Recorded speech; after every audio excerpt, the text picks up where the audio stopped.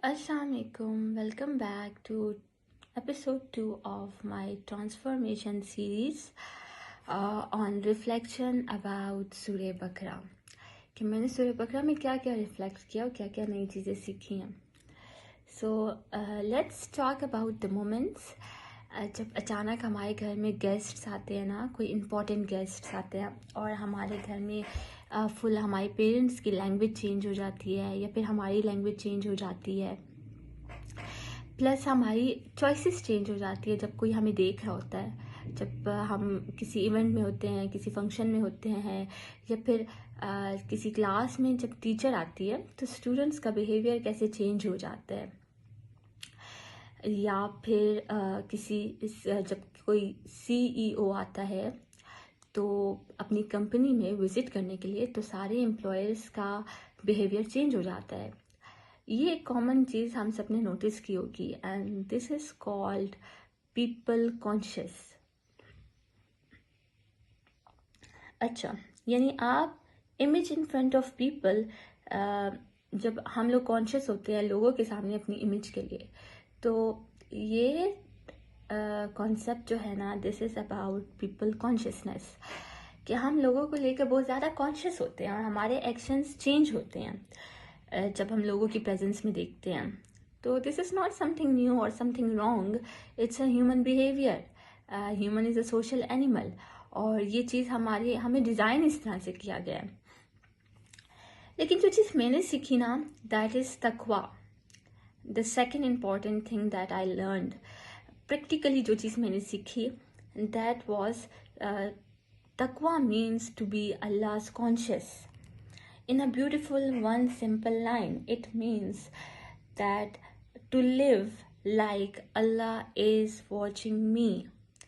ये तो सब कहते हैं कि अल्लाह देख रहा है, अल्लाह सब देख रहा है, बट फील बहुत कम लोग करते हैं. तो जब हम फील करते हैं ना कि अल्लाह देख रहा है, अल्लाह इज़ वॉचिंग मी, तब हमारे एक्शंस चेंज हो जाते हैं, तब हमारी चॉइसेस चेंज हो जाती हैं, क्योंकि हम फील करते हैं.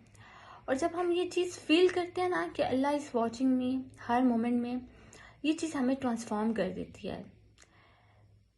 तब हम पीपल कॉन्शियसनेस से निकलकर अल्लाह कॉन्शियसनेस में जाते हैं. हम अल्लाह कॉन्शियस हो जाते हैं और जब हम अल्लाह कॉन्शियस होते हैं ना, हमें अल्लाह की प्रेजेंस फील होती है और हमारा गोल ही ये है कि हम अल्लाह को याद रखें.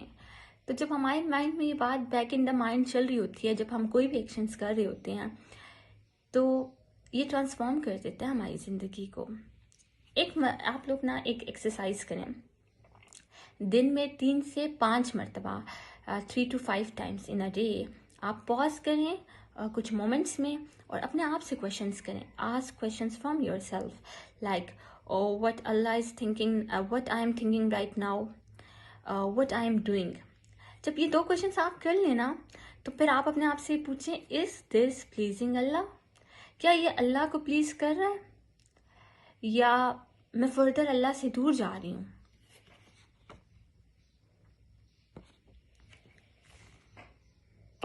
ओके, एक और इम्पॉर्टेंट बात, दैट तकवा does 2 powerful things for us.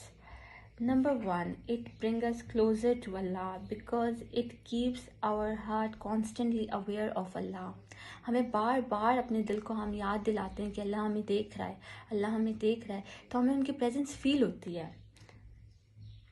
Secondly, it changes how we respond when someone wrongs us.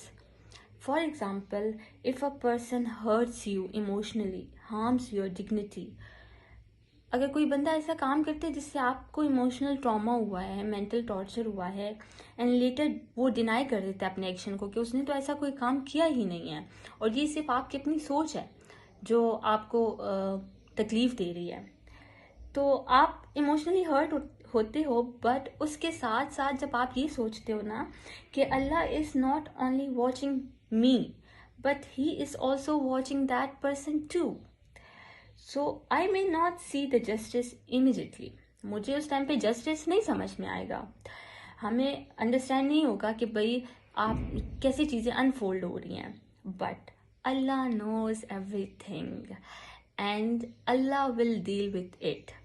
تو تقویٰ سے دو مزے کی چیزیں ہو گئی. ایک تو ہم اللہ کے قریب ہو گئے, ہمیں پریزنس کا فیل ہوا. دوسرا ہمارا رسپونڈ بھی چینج ہو گیا.